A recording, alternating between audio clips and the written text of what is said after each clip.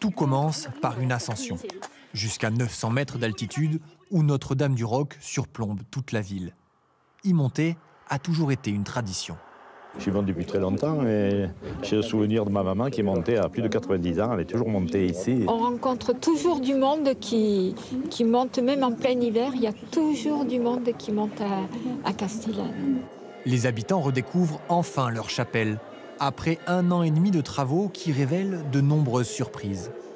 Ce qu'on a découvert qui était très émouvant, c'est toute la frise qui est autour de la niche où est Marie,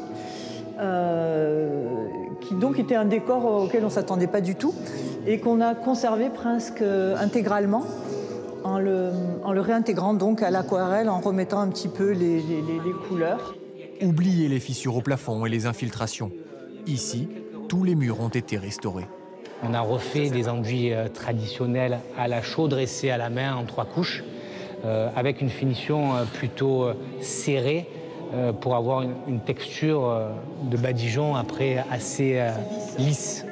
Construite au XIXe siècle sur les ruines de l'ancien château des seigneurs de la ville, la restauration de ce monument religieux sonnait comme une évidence.